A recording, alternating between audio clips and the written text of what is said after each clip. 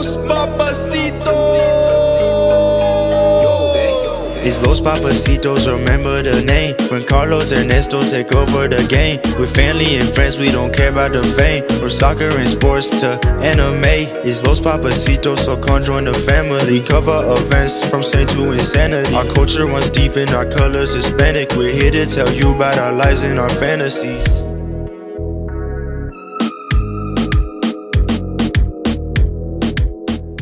Hola mis amigos, welcome back to Los Papacitos podcast. I'm one of your co-hosts, Ernesto. I'm the other co-host, Carlos, and joining us today is Lila. Hey guys, I'm Lila. Welcome. Let's get straight into it, okay? Okay. So, I did want to talk first about your ethnicity. Since you're Mrs. Worldwide, you have a lot of roots from different countries and mostly just from Asia. Yeah. So I am Laotian. That's from the Southeast region. Yep. If you've heard of like Thai food or anything like that, that's, something similar, kind of like that. I'm half Laotian from my mother's side, and then my dad is half Korean and half white. Obviously, Korea Seoul, not, Yeah, definitely. So, I am not too into my Korean culture as much. I was raised by both my grandmas. Would stay the summers over with my dad's mom. So I went to various different activities with her, but I wouldn't say I didn't learn too much. She tried putting me in Korean classes. Did not go well. But the majority time I spent was with my mom's mom. So I know more about my Laos culture. I'm very into it. I speak more Laos. I understand it. Wow. Like That's amazing. Before, 2 years ago, 3 years ago, I didn't really have Laos friends. But now I have a lot now. And they're the chillest. They're the best. They're the best. No, I didn't even know that country existed at all until I started working with you. We'll get into that, but that's when I got into the whole Lao community, and from there just spiraled into a good thing. Well, a lot of people don't realize there are actually a lot of Laotian people here in there's a our lot. state specifically, in so many different states. But it's we have a really tight knit community, and a little thing about Southeast Asians. I'm not sure if it's just Southeast Asians or just Asians in general, but we kind of like to keep with our people. We kind of mind our business. Don't be doing too much. You guys party hard. Oh, for sure, for sure. But don't you guys also have a lot of festivals or a lot of cultural festivals that you guys do year round? Or we do. I wouldn't say year round, more so during the summertime. Okay. During May is kind of our monsoon season. Yeah. So our monsoon season over there in that part of the world, that's when we celebrate our New Year's. So for us, it's gonna be the hottest time of the year. For them, it's a breeze. Yeah. They're chilling. Yeah. But we have the Lao New Year at multiple different locations. We mostly is at a temple. That's where it came from. But there is a Lao Thai food fair that there is at the Parthenon. There's one over there somewhere in, it's a park. Gotcha. So it's places like that we tend to do. We have parties throughout the whole entire weekend. Let's go. Okay. Yeah, and it's not even just the parties; it's the food. The food is Oh great. my god! Yeah, the food is buzzing. If I wouldn't say it's going to Laos and trying the street food, definitely not. Yeah. But if you want to try something more authentic than going to a Thai restaurant, I would definitely recommend going because you've never experienced that. Well, I don't know about you, but I know a lot of people hasn't been out there to experience Thai food, Lao food, and stuff like that. Especially the heat level, compared to American food. That's true. That's true. No, yeah, the heat level's on a different scale. That's a whole different scale. That's a whole different story. It's a whole different scale. I was talking with my uncle, my dad's brother, and he was saying like, oh, like I can eat so spicy. Like kimchi is so spicy. I'm like, oh, is it now? Like I was like looking at him. I was like, Korean spice and like Laotian spice is two different. Totally They're different. It's like, you know how like wasabi has like that nose burning spice? Oh yeah. No, like Thai spice, Laos spice has like the whole body. Is I know like, that's That's so bad. it's a whole body thing. Yeah. It goes on a party mode, but Yeah. yeah, definitely Laos spice because I did have a dish. I don't remember what the dish was called, but the next thing you know, my body was all like red. I was like moving around, almost dying. But sweats, you know. yeah, all the Sweats. sweats. Oh my gosh, that was bad. Is there any favorite Lao food or Laos food that you have? I tend to eat things that aren't as common, so you won't find it in a restaurant. Those are the best. Most popular is probably like the tong hung, which is like papaya salad. Yeah, I was gonna. Oh, Yeah. isn't it the papaya super popular in Laos? Or It is, yes. Okay, that's Yeah. yeah. So many different things. 'Cause Yep. we have like the young papaya, and then we have the ripe one we use Yep. for desserts Yeah. and stuff like Those that. sounds boss. That was so good. That was actually so good. Yeah. Me particularly, yeah, like I like some, but it's not my favorite. So Yeah. I would say like probably the chicken noodle soup. I know that one of y'all tried it before. But or like something that you eat with your family that only grandma knows how to make. You know what I mean? Yeah, Yeah. got Like, it. I mean, you can too, right? yeah, of course. Yeah, I know. You have such Whipping good it up. cooking skill. Chef Ramsay. Not all that, but yeah. I'm kidding. For me, it's underrated culture-wise and like food-wise. It's super underrated. You don't really hear it. It's as like a much. hidden gem. Yeah, it's a Yeah. hidden gem, Yeah. basically. I mean, I would say I agree, Mm-hmm. but when people look at me, they like, oh, you're Thai. They're like they Oh. 100% assume I'm Thai. I can understand when people speak Thai to me. Okay, You can. I can.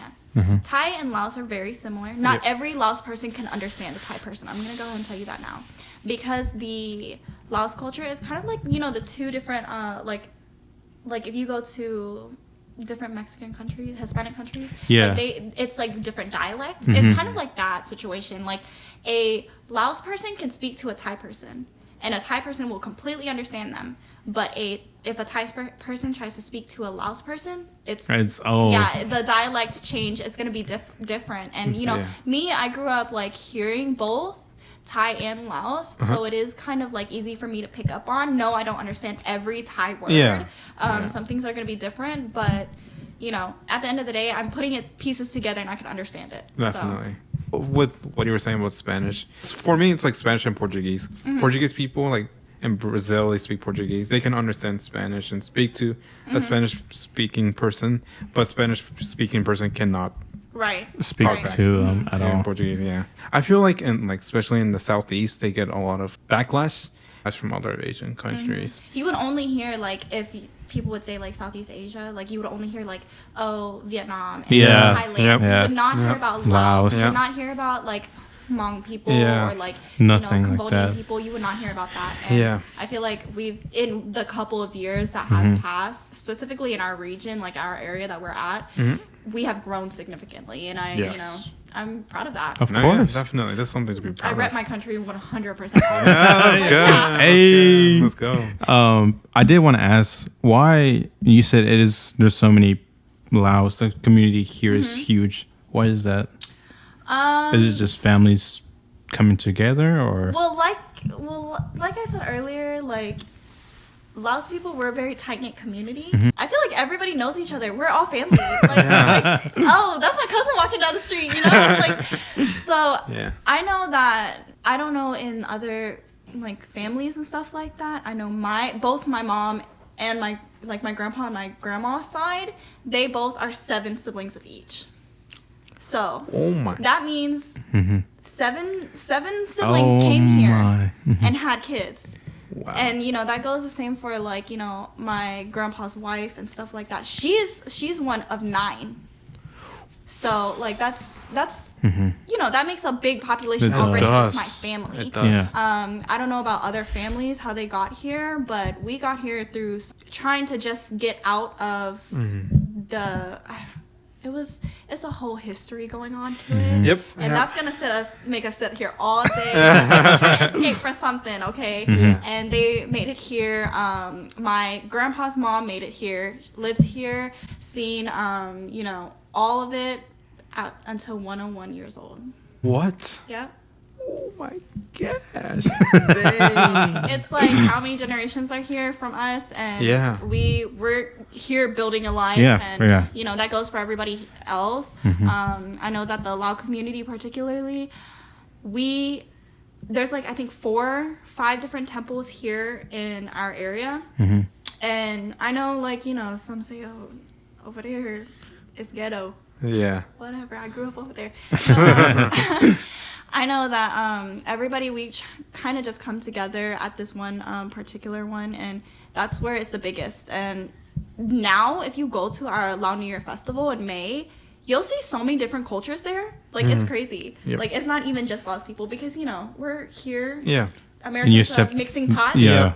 Everybody's having mixed babies, so that's, That's what we love. But you guys accept a lot of people, like, no matter what ethnicity or background, whatever you guys just make people so welcome. I swear. I mean, I don't know if it's our culture. Maybe it's just us. Just maybe who you guys are, just the community, just the friends, family, just how tight you guys are and how open you guys are too. Oh, appreciate that. Yeah, because like you just see, like, for me, like I just see like the Western culture, like that's seen on TV and everything, and they backlash Southeast Asia and like other parts of the world, which I hate, because in Southeast Asia, the friends I have, not from Western countries, they're probably like the nicest people I've ever met. They're like the realest too. Going into those countries, like they're a huge difference from Western countries. Right.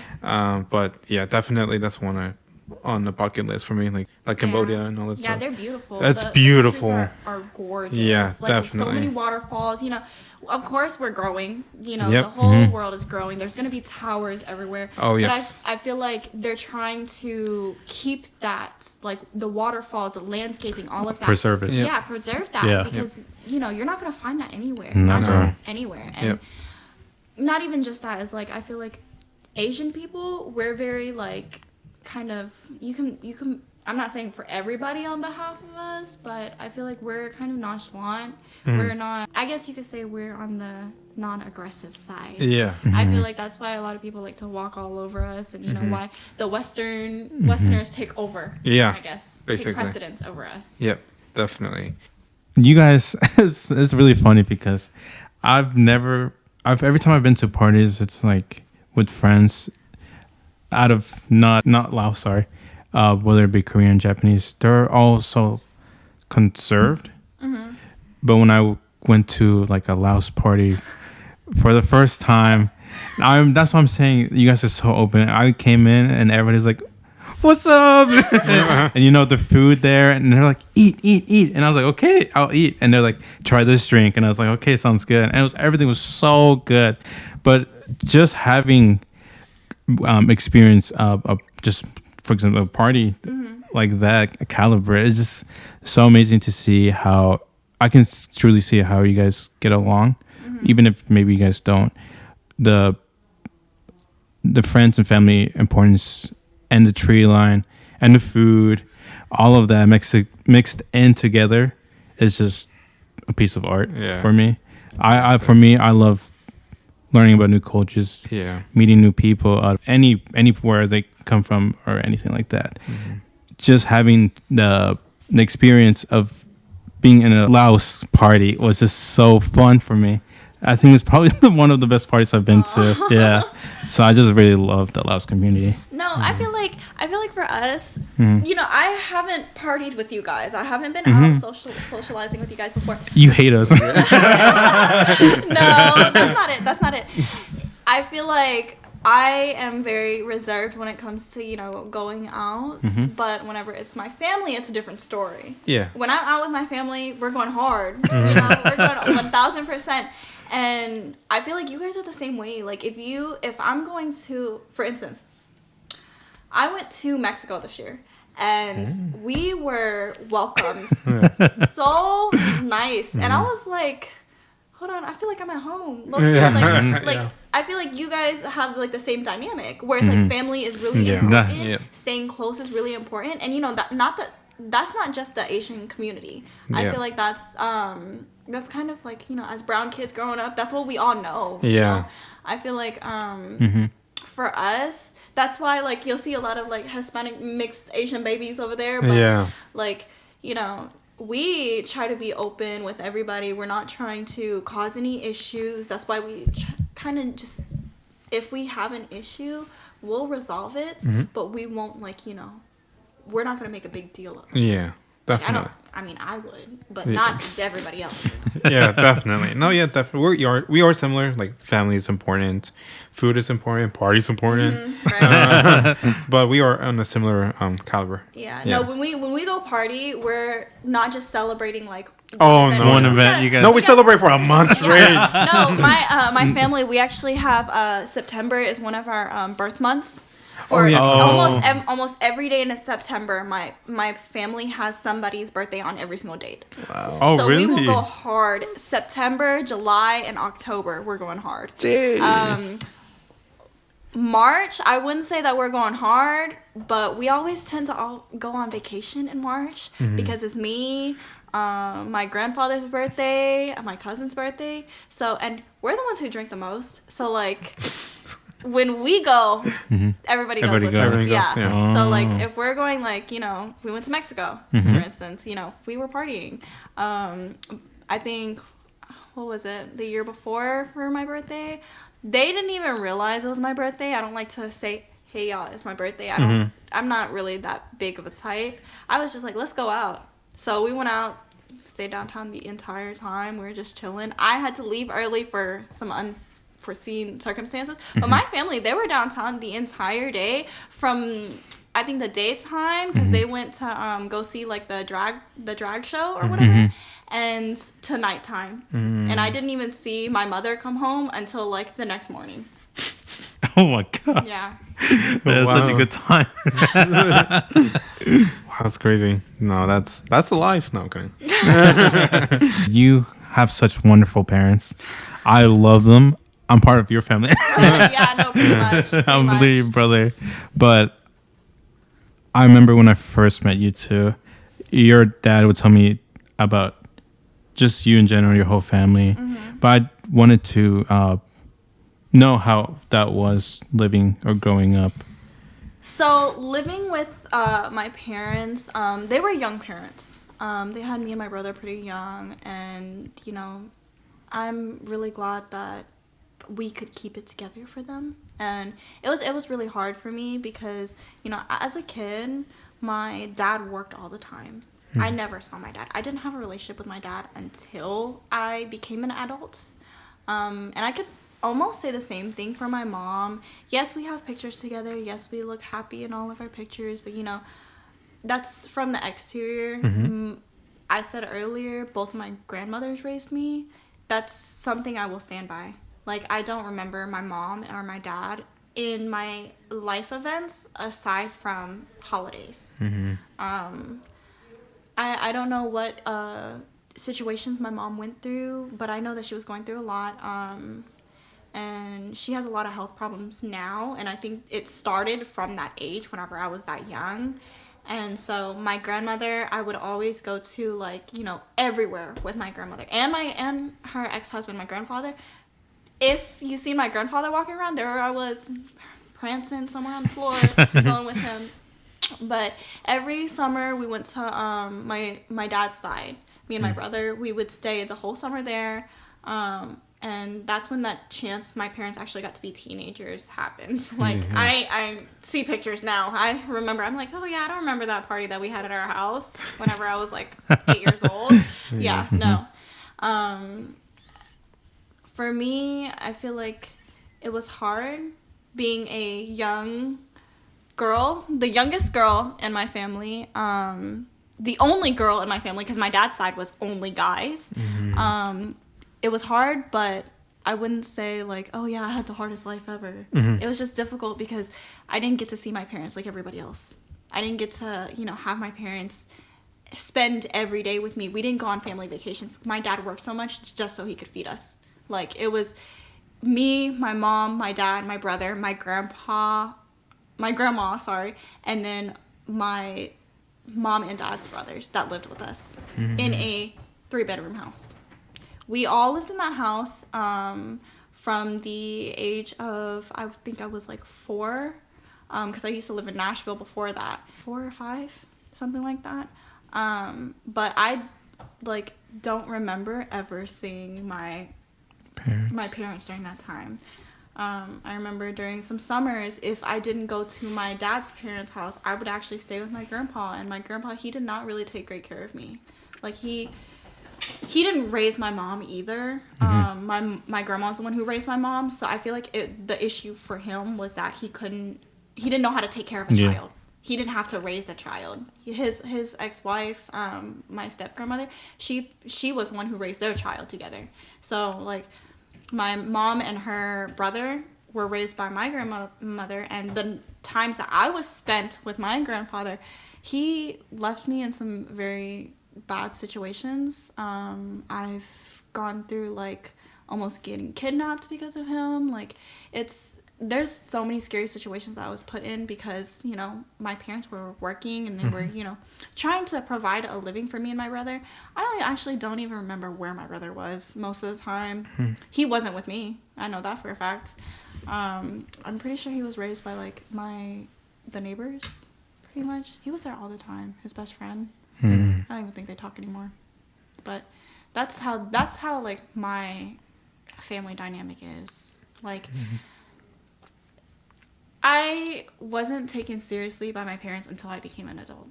Until we opened our restaurant that we have now. And people could actually physically see it. People who started working with us that knew me prior to opening that restaurant saw, like, the change in how my parents treated me. When they would talk to my brother about things, they would talk to him all serious. But when it came to me, it was like, oh, you know, let's not clue her in this. Let's not tell her this part of the story. Or, you know, let's, you know, try to... They've done that my whole life. And, you know, as I grew older, I was just like, why y'all do that? Like, now my parents are just, hey, this is how it is. And, like, me and my parents, I feel like we're a lot closer now. Me and my mom, we've got into it for the past year, I would say. But me and my dad were closer than ever. We had a conversation actually recently, me and my dad. It was very heartfelt. I felt like, you know, he really understood where I was coming from and vice versa. I've never thought that I would be close with my dad as I am now. But, you know, I'm glad it worked out. Yeah, that's wow. What kept you pushing through, though? Yeah. Because Must be hard. you're definitely have the mindset, mentality of a G. You have the boss lady mentality now. But Thanks. I just want to know what kept you through all of that. What motivated you? What was your end goal from that? I don't really think I had a goal. I know since like middle school age, I've always wanted to be like an entrepreneur of some sort. Like, you know how like in elementary school they make you sign the little thing that goes, what do you want to be in the future? Yeah, entrepreneur. And all these kids are like, how do you spell that? I still don't know how to spell it. No, for me, I feel like what kind of pushed me through was, since I was raised by my grandparents, I feel like, and my grandparents, you know, we was in the hood walking around the streets like it was me and my cousins. We were some bad kids. So I feel like what pushed me was, you know, family. My cousins, I cherish my cousins. I talk to some of my cousins every single day, like all of that. But I feel like I think to myself all the time, my situation could be worse. I could be worse. Like, I could be dying today. Or I could, you know, I could have this be my last day. I'd rather do it to my best. And, you know, I feel like everybody should have a good mindset. Not particularly like, oh, my day could be worse. Or I feel like you should have like a goal that's something positive. Because if you have something positive like that pushing you forward, then, you know, you're going to be waiting for the next 5 years of your life expecting that you're going to be doing better than, you know, what you had 10 years ago. Because if you're never looking into the future, way further into the future rather than just 2 months from now, then you're not going to have a life goal. Like, I feel like so many people, our generation, our, age group, they kind of don't even have plans for next month. Yep. I have my whole, like, graduation plans set. I have my, like, life plans, like, when do I want to get married? When do I want to have kids? Like, stuff like that already set in my head that, like, I kind of have a goal that I want to work towards. I don't want to just kind of go by, like, what I feel for the day. And I feel like almost everybody should have that to want to grow up to be decent human beings or grow up to have a good job. If they want that, like, white picket fence lifestyle, we're in America. Come on, you got to try to be out here doing what your grandparents couldn't give you. The land of opportunities. Yeah, exactly. They brought us here for a reason. We're not going to take that for granted. Yeah, no, definitely not. Immigrant kid should know that, especially from like their parents working hard, working their butts off to come here, and what they didn't have, but what we have now. For example, like also, like when my dad was younger, he didn't have like an iPhone. Right. Obviously, it didn't exist. Yeah, smartphones or anything. But now, like, we have everything within our fingertips, and yet we're worse than like the generation above us, like millennials and like baby boomers. They literally had nothing, and they struggled like every day. And like what you were saying, like your parents were struggling just to feed you. Like we don't sometimes we don't even see that until we get older. Right. We get older and we realize how like, oh dang, I don't know why people say like I go with the flow. Because sometimes it is like go with the flow, but you should, like what you were saying, you should have goals. You should have something to pursue, because if you don't, then life is precious. Like you only get this one time. I tell anybody that I've came across, anybody that any of the young kids that I've worked with and that I've helped trying to figure out their life. You don't have to figure out your life now, okay? You really don't. Just have a goal about what you want to be in the next 5 years. What you want to be doing. Do you want to be a gas station manager? No? All right then.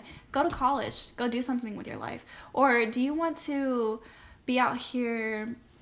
Doing a podcast. Doing a podcast. No, do you want to be out here like, a NASCAR driver? Okay, go start building a car. Like...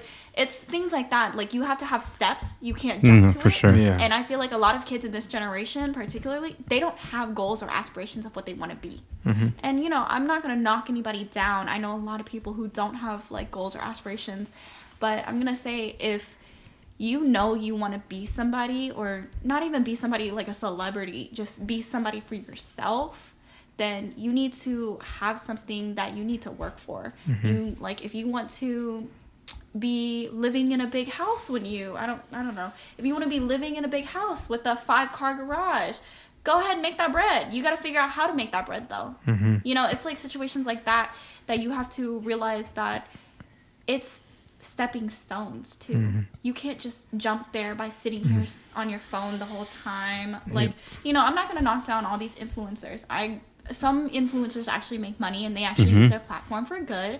But that's all these kids want to be nowadays. It's like sitting there and being an influencer. Like that for them is like, that's, oh, I'm gonna just do that. These influencers, some of them actually take brand deals. They actually try really hard for their job. They're not just influencing as a job. They're doing so many marketing things. So it's like, so many. You have to realize there's stepping stones to it. You can't just jump to it. And I know a lot of people who think that, oh, if I just tell the world out in existence, I want to be a celebrity, I want to be a movie star, they think that they're going to be. And it's not that easy. It's not. It's a whole process. Yeah. An entrepreneur. What made you go into that? You know what? I've actually never been asked that. That's so crazy. Like I've been asked like, oh, you want to be like in a 9 to 5? Why is that? I want to be my own boss. That's why. I know that for the longest time that I've wanted to work and I've wanted to travel with my job. I've been wanting to do that since I was a kid, traveling with my job. I think now, particularly now that I'm in college and I'm about to graduate and stuff like that, I'm leaning towards like that's a stepping stone to that. Got it. So for my master's, I want to go to Korea. I want to learn a little bit more about my Korean roots, and you knew that already. Mm-hmm. Wow. But probably just for a year, come back, study at the school I'm gonna be attending next semester, finish off, but only for a year. I don't want to stay for the entire degree, but I just want to learn a little bit more. I feel like if I do that traveling and I get that experience, because did I tell you guys I'm minoring in foreign languages? No. Yeah. Oh, yeah, you did Yeah. tell me. So Nice. I'm doing a couple foreign languages. That's gonna be a stepping stone to what I want to be. I'm gonna come back and I'm going to take that and get a desk job. Something that I know that is gonna be stable for me. During that time, I'm going to try to buy lots, buy things that I know that's gonna make that easy income. Because if I'm sitting there making a active income every day, I can also have a passive income too. So if I'm doing like things to make sure I'm insured to have a good future and success, that's going to be an entrepreneur to me. Not necessarily being somebody who, owns a whole building for themselves. You don't have to be somebody who, owns a whole name brand or something. Just being an entrepreneur to me in my head is being somebody who knows how to make income within their own businesses. So like I don't have to be technically a business if I'm just, buying out a house and renting it out. Like I know a lot of people who actually do that now. There's so many different ways you can make a passive income, and you could be sitting there sleeping and that's how your income is coming in from Airbnbs and stuff like that. Like I've worked under so many different family members. It's hard. I want to actually be out there into the business world. I want to work that. Like I want to be in a corporate job, doing that for not for the rest of my life. No, that sounds boring. Desktop, cubicle. Y'all see me in a cubicle sitting there like this. That's not what I want to do in the end. I know it's something that I want to do while I'm trying to figure out how to make so many different passive incomes so I don't have to work every day. But for me, I feel like if I'm not pushing hard enough, I'm not doing anything good for myself. I'm not doing anything good for the future I want or the family I'm gonna be with or whatever. Yes, for definitely. sure. If I'm not trying hard, then I'm not trying hard enough for my mom. I'm not trying hard enough for my dad or my grandma. Anybody who worked hard for me, Definitely. I've got to pay them back for what they did for me. That's how I kind of think, is that, yeah, you birthed me into this world and I did not ask for it, but guess what? You fed me up until I was the age of 18. You provided for me. Like, no, they didn't provide me a phone or anything, nothing like that, but they provided me with a house over my head, water for me to shower with, and food for me to eat. And you know what? That day that my parents cannot work anymore, I'm going to be the first one that's going to be able to be there and do that for them. And I feel like anybody should feel the same way. I know that it's hard with parents. You might have like the hardest relationship with your parent, or you don't even talk to your parents. Your circumstance is on you, but for me, like, even though I didn't ever see my dad, I understand why he did that for me. Even though I didn't get to see my mom, I understand why she wasn't there for me. It's all about the situation, and they wanted to be there. That's the point. If they wanted to be there for you, then, why would I not want to reciprocate that? Or even if, I have my own family, I don't want to be that, person that doesn't get to see their child. Or I don't want to have that in my life. Like, have to work every single day, work so hard to where, oh, when is mom gonna ever see me? Like, when is that? Like, I don't want a child to feel neglected. Yep. Like, I don't know. Yeah, definitely. Your parents were once workers, now to become restaurant owners. Oh, okay. So my father has always been in the restaurant industry since he was 17 years old. Since he was 17 years old, he's always been in the restaurant industry. He's always cooked hibachi food, sushi food, Thai food, anything Asian. My dad could cook. From that jump to my parents opening the restaurant, first of all, my dad has changed into the most, like, oh, I'm a gym rat now. Like, that's like, like my dad, he used to be skinny. He used to be that skinny hibachi chef that's like this, that like stands like this, but he's like skinny and lengthy. And now my dad, he's a big hibachi chef. Like, he looks scary sometimes to some people. Like, I remember the first time I met him, I was like that. I was like that. No, my dad has actually physically changed with his personality. So my dad, he used to be like such a hard. He used to be a hard ass. I'm not gonna lie. Like he. When I was younger, he was the one who was always getting on to my brother and, you know, always being hard on us. And as we opened up the restaurant, it kind of switched. My dad's a softie now. Oh. He's a softie now. Like, of course, like, you know, he's a dad. He's gonna be aggressive with some things, but I feel like that the fact that I'm an adult now, he's like, he doesn't have to worry about, like, you know, me going through situations that I can't handle myself, you know? Or like my brother, for example, he can't handle himself. My dad, he has changed because he has me to depend on. If it wasn't the fact that I wasn't there, I feel like because he was a manager, head chef, and all of that before he has the restaurant now, he had to be that way. He had to be the bad guy in that situation. And, you know, I took over that role when he opened up the restaurant. When he switched that dynamic from being a strict dad to being like a supportive dad is also the switch in the restaurant, that he switched from being overly like hard at work to being chill. And I feel like a lot of people notice that now. You didn't work with us whenever we opened. Yeah. But when we first opened, he was on it. He was on everybody. And that's, you know, at that time, yes, me, my dad, my mom, we would always butt heads when we first opened. We would always butt heads. My mom, when she switched, I think she was opposed to opening up a restaurant at first.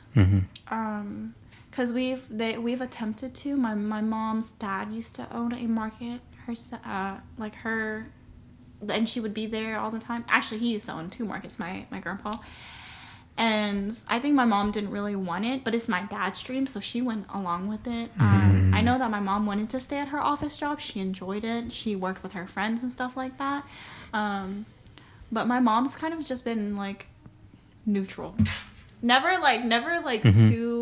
too overly one-sided. caring. Yeah, too overly caring or not like nonchalant, like, you know, stuff like that.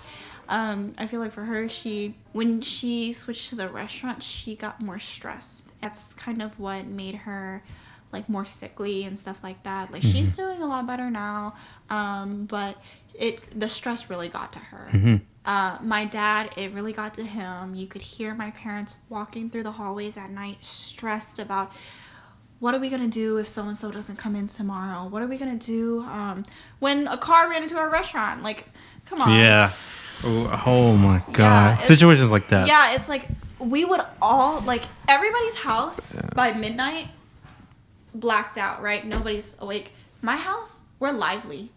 Everybody from like 12 o'clock to 5 a.m. is peak hours for me and my parents. When we are up at night and we're sitting around the dinner table talking about work issues. Sometimes we will go straight from work. We'll shower and everything. We'll eat dinner together because we don't talk about work at the dinner table. And then we'll sit in the living room or the dinner table after we're done eating and sit there for hours and talk about what's the game plan. For sure. And, you know, it will sometimes be a full-out, like, argument. Like, my dad feels like me and my mom are really, like, oh, it's 2 against 1. Or, like, sometimes my mom will feel the opposite way where it's me and my dad, 2 against 1. I'm kind of the tiebreaker. And they just always kind of, like, think it's, like, I just try to make the best in the situation. And I want us all as a family to... You know, my brother's there too. My brother's there too. He just hasn't, you know, been with us since open close. But, you know, he's just not, like, there 100% of the time mentally, and my brother doesn't have that leadership skill like my dad does. I feel like my mom, she doesn't have as strong as a leadership skill as my dad does. She has the following skill. She's The supporting. She has a supporting role. Supporting character. Yeah, she does. Yeah, The CFO. No, yeah. Yeah, she's good at that. But me and my dad, we're the ones who kind of like, if it's me and my dad against each other, my mom's sitting there like, what do I do? Like, so... It's for me. It's kind of funny. Just real quick. I remember your dad would be like, "I gotta ask my boss," and he would point at you, and I was like, "That was the funniest thing." I was like, "Yeah, she is the real boss." He'd be like, "Can I leave early?" And I'm like, "No, but why?" And I'm like, "What do you mean? You're the restaurant owner."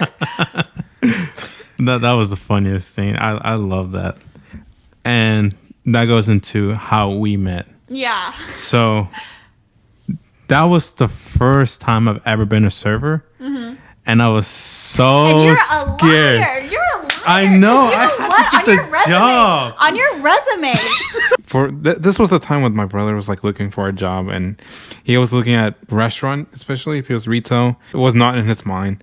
Yeah. And I knew this guy put something crazy on his resume or something, because and also He like did. He did. the age like you guys had to hire like was like a year under or something. I don't remember what year year. older. I A think year you had to older. be at least 18. For Yeah. it. Yeah. And this guy, I don't know what he put, but in his resume, he probably said, "Yeah, I did 10 years at Gordon Ramsay. I was his sous chef." No. So he went. What he had. Okay, I remember now. What he had was that he was. How do you a server's remember? Assistant. I still have your resume actually. It's in Oh my god! It's in my file folder, first and last name.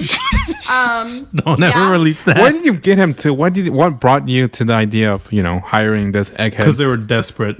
Oh, really? Actually, yeah. At that time, we had lost so many servers. Oh, yeah, that's right. Yeah, we had lost so many servers. So I was like, okay, I don't care if you're experienced or not at this point.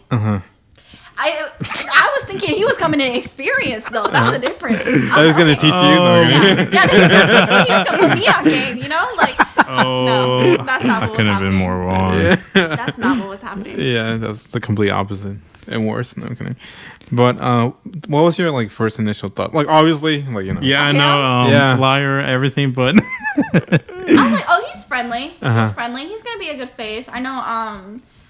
A lot of my servers that I had previously, we butt heads with. Like they were all older than me, all my servers, and at the time, I was like, when we oh opened- yeah, they wouldn't respect you at all. At the time, whenever we opened, I was 16, 17. When on my 16th birthday we had not opened, I was there at the restaurant, peeling off the stuff off of the grills, putting the chairs together, like and I think around, was it my 17th birthday is when we actually opened. Is that the math? Is that? I don't Yeah, know. I'm pretty My sure. math is not right in my head. And you're like 99 years old or something like that. No, I think it was actually my 17th birthday that we were there. Yeah. And we opened on. Yeah. I think that it was actually my. No, I don't know. I don't know. I'm pretty sure Dad told me that. He told me around the Dad, line. why'd you say dad? Oh, I mean, It's our Dad. It is our dad.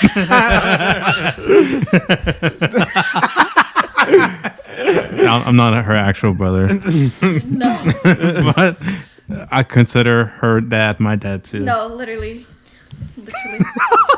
But it wasn't always No, like I that. mean, I think my dad would call you before his actual son. Like, actually, But he'll probably pick up the phone before my brother does. oh my! But yeah, it wasn't always like that. I remember your dad hated me because I didn't know anything because I lied on the resume. Yes, you did. Okay, so when you first started working there, I was so excited. I was like, okay, we're gonna have a experienced server. All these experienced servers came with me from my other restaurants that I worked with. I worked downtown. I've worked in so many different restaurants since I was 15. Oh wow! I've had so many different people from so many different restaurants, and my dad knows a lot of restaurant owners as well, that, a lot of these people were like 30 plus years old. And like, I'm my little ass, I'm like 16, 17 years old. Like, I was not respected as a manager. Yeah. If I said something, they would completely ignore me. It wasn't until one meeting that we sat down And I looked at everybody and I was like, you guys treat me as a joke. But at the end of the day, who is signing your checks? Who is making sure your payroll's right? Who is the one that is sitting there making sure everything is clean for you guys to come into the next shift? I said, y'all aren't doing this for, because at the time it was like we had so many servers when we first opened that it was like some people would only work 2 days a week. Some people would only work like 1 day a week. And so I was like, at that point, I was like, I'm fed up with y'all. If you want to and you're not going to respect me, go ahead, walk out. I will serve this entire restaurant by myself if I have to. And you know what? I sure did.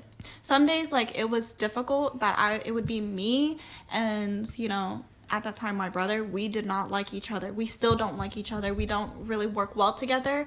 We would just, have to run the floors by ourselves. And it was difficult at that time where, just opening, everybody's excited about a new restaurant opening up in the city. And that city had no Asian restaurants, So it's like, it was hard to try to gain people's respect, especially young as a manager.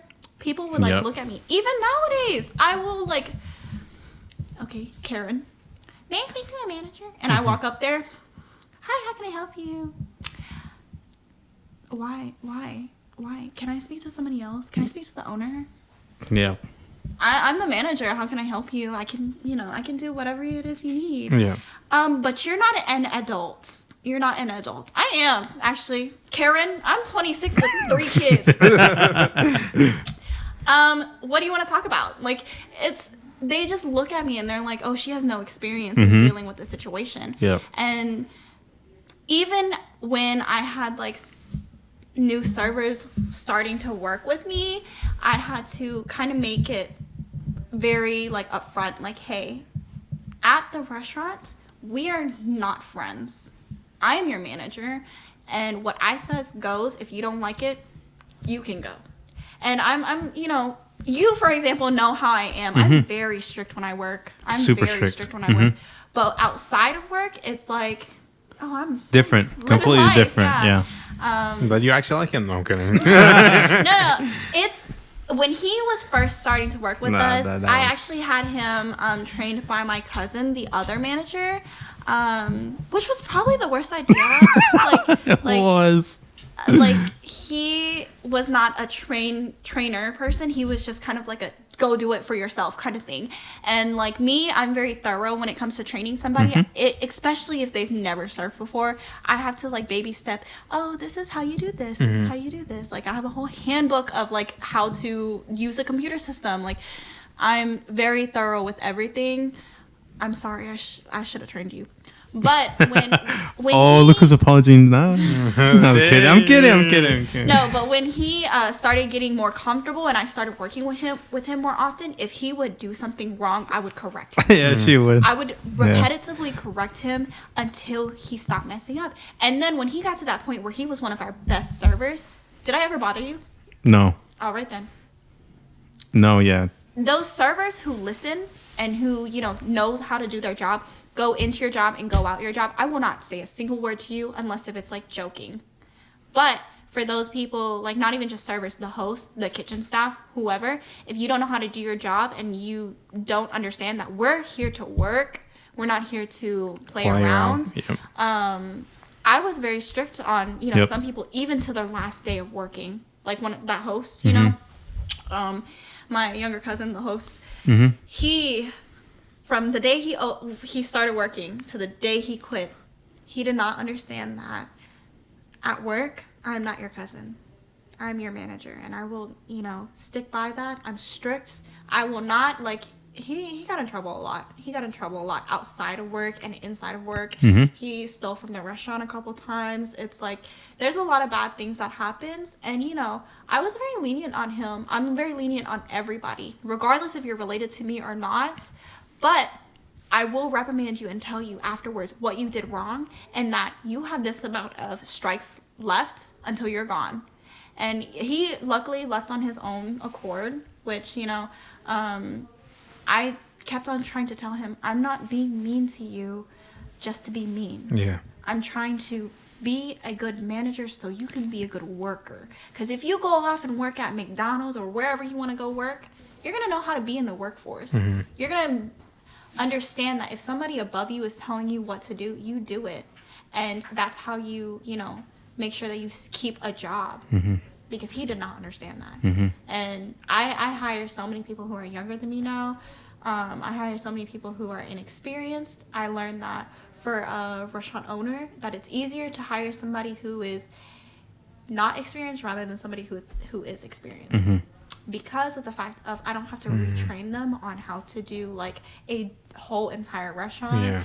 I tell them this is how we do things here. And, you know, if they go off somewhere else, I know that they're going to be a good server. They might have some things to take from our restaurant, but some servers who came here from other restaurants, they would do things that were slick. They would try to, like, for example, we ran out of light soy sauce. Oh, let me use regular soy sauce and put half water in it. It's like things like that. Yeah. I will not bring into my restaurant, you know? And so, like, there's some slick things that some of the servers would try to do or try to pocket money, like, that I was like, we are not letting that slide. Like, this is going to be, when the health department comes in, it's going to be a 100. Oh, man, that is a different story, too. Yeah, definitely. How many strikes did this guy have? Like, maybe like 10? He redeemed it because he would bring in food sometimes. He would actually like bring in food and be like, oh, I'm sorry. Or like if I was really mad at him for doing something stupid, he'd be like, hey, do you want anything from so-and-so? I'm like, maybe. And then she's like, yeah, can you actually get this? No. I'll be like, no. And then, hey, can you get me da-da-da? I'll call him while he's already there after he already ordered. And then I'll have to go back and get it. Yeah. Or else he won't come back. Yeah, or else he won't come back. Or else he wouldn't come back. What was the hardest part about being a manager? Probably the strain in my relationship with my parents. The strain in my relationship with my actual relationship. And then I feel like I had no time to be a kid. I didn't, yes, I got to go out to party with my friends, but I didn't get to go out and, like, you know, go to, like, the fair, or I didn't get to go out and spend, like, holidays with my friends and stuff like that. I barely got to go on vacations. I went in all of, like, 3 vacations, maybe, if you can even count, like, a weekend as a vacation. I went in, like, 3 vacations in the time that we've opened the restaurant. And I would say, like, I don't get to experience, like, my friends' baby showers. I don't get to experience my friends' weddings and stuff like that because I was always there for the restaurant. My parents, I would work for them so they can go have fun. And, you know, because yes, my parents, it should be the other way around, but I don't want my mom and dad to be stressed out about that every day, because while I was in high school, you know, yes, I came and worked every day after school, and I worked doubles on the weekend. I was working every single day. Nobody ever got to see me. But come on, when's the last time my mom's family got to see my dad? Or vice versa. When's the last time I got to see my parents that, you know, live so far, my grandparents who live so far away? It's like, I want my parents to go out and experience the world, because I get to experience it later. I still got time, you know? After my parents, you know, when they hire so many different people and they, you know, find people to replace the kitchen so they don't have to be there, which, you know, they're stepping stones to that. I would still say our restaurant's relatively new. We're still going through kinks. We're still finding, like, you know, different things to change. And it's going to be difficult. It's going to be hard. But there's so many different things that my parents, they have found to where my mom only works, like, 3 days a week now. So she's finally getting to go out and hang out. And, you know, now we're working towards my dad being able to get out of that. And it's like, I feel like as an adult, I'm glad that I got to be there at the restaurant to learn my leadership skills. As my inner child, I'm sad that I never got to experience going to the fair, or, like, you know, going out to, like, you know, my little cousin, they invited me to go to Disney World with them. I've never been to Disney. I never got to, you know, go to California with my aunts, or I never got to, you know, just even go to the water park, stuff like that. Like, it's like as a kid, as a teenager, and especially as a Asian young woman, my grandma would never let me out like past like 11 o'clock. Even if I'm still at work, she called me, hey, where you at? Still at work? Come home right now. Like, I cannot like fathom that. Like, I don't have a social life at that time. All I saw were you guys. Work. You know? All I saw was work. That was my only friends. And whenever I was in high school, like, my only friends were my in-school friends. I did not see them outside of school. I still don't know or hang out with a lot of people that I went to high school with. And even in college, like, I don't... It definitely messed with my socialization, because now I go to... Like, I'm in college, I go try to talk to people, and I'm just like, I don't really want to. Like, I don't want to go out there and talk to people unless if it's like, oh, what do you want to talk about? Like, future wise. Like, I don't know. It's awkward when I try to conversate with people that I don't know now. Yeah. Understandable. That, and obviously the cons, not having that social life like you would, but it built you. It shaped you for who you are. It shaped me for an adult, but I had a loss of innocence really early. Yeah. And I would say time, freedom that you didn't have. I did want to ask you too, as one of the last questions, what matters the most to you, or what matters to you? Family. For me, up until recently, I never had the idea of getting married or having kids or anything like that, because of the fact of I've always wanted my parents to be the ones I'm caretaking for. I feel like that change in me has really, it still scares me, the fact that I, want that in my life. But it's like, as I'm talking about it here now, or I've talked about it recently, it's like, I do want to have a family. I do want to, share my goals and stuff like that. Because, like, with my dad, for instance, he wanted to open up a restaurant. And he, that's his dream and aspiration. That's what he wants to do. But it's nice to be able to see that part of my dad into that world. And I'm not gonna do that with my kids or my husband or whatever goes on, but like I want to have somebody by my side and have like people that I know depend on me and I can depend on them. Because I know that I could depend on my parents, but they have like their parents, they have somebody that they need to take care of. If a whole situation with my grandfathers that's going right now, like one of them's out of the country, the other one's in hospital right now, like they're having to deal with so much that they don't even realize I haven't been home for the past week. Like they don't realize that stuff. My parents, they really are big on family. Like they've always been, but it's also like they neglected me because they had to take so much care of their parents. And I don't want to have that. I want to have that change in the world that I don't want to see. Like, if I bring somebody into this world, I want to make sure that they know that I'm there, that I have a relationship with you, that I, they can depend on you. Yeah, that they can depend on me, and that, I got you if anything happens. Look up to you. Yeah. That's good. No, that's definitely good. That's so powerful. Yeah. Oh my God. No, it's not like that. No. You know that everybody sees me as like. I thought you were gonna say like boba tea. No, I'm kidding. Oh, boba tea. Oh yeah, I'm an ABG. Cars and coffee. I knew that. I knew you were gonna say family. How do you know that? You wrote it down? Anyway, yes, I did. Anyway. But I can just tell. I can tell. Because you knew me. Yeah, I know.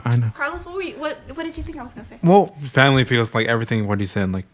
Nah, he was thinking money, fame. Yeah, money, fame, cars, boba tea. No, I could tell like family, because what you were like expressing a lot with your job. Like, yes, like in the beginning, like what you were saying, like you didn't have like an active like childhood. You weren't like the typical like child that got to do like stuff that like a child does or a kid does, like sleepovers or like or stuff like that, hanging out with their friends after school or bullcrap like that. Right. It definitely sucks that you couldn't experience that, but it made you someone greater. Look back at now, saying like, yo, like maybe I didn't have the best childhood, but moving on from this, you escaped a situation where it seemed almost impossible to have a relationship with your parents, for example, or like dreaming about like being an entrepreneur, having a kid. Because I was also in the same mindset of like, I don't know if I want to have a kid because all these people are like, I don't know, I don't know. It's like kind of weird. It's like, for me, I also think like family is really important. Like I don't want the kid to freaking suffer like just because of my faults. But like having a kid is something precious in this world. Like what I said, you only live once. Right. You don't get this ever again. But I knew like family and like what you were saying with like your whole family working with your stepbrother, and but like definitely like family is a big thing. And I also value family over like anything. They're even though they might say you're like, yo, you gain like you're so fat now or something like that. They might criticize you. That's family for you. Yeah, that is They'll family. be brutally honest. Exactly. No. But like they're the real ones basically. They're OGs. They're gonna be there for you since like you were born till the day you die. So for the people that are out there that have their parents, treasure them. It's not something to take Granted for. You're gonna make me cry. I'm not trying to make anyone cry, I promise. But also, follow your dreams. Like that's all I have to say to you. But thank you guys for tuning in. Be sure to check next week's podcast. Also, make sure to look at our link tree for Instagram, YouTube, and like on Spotify, so you can listen to the whole podcast, the audio version and the video version. Until next time. Adios, mis amigos. Bye. Bye.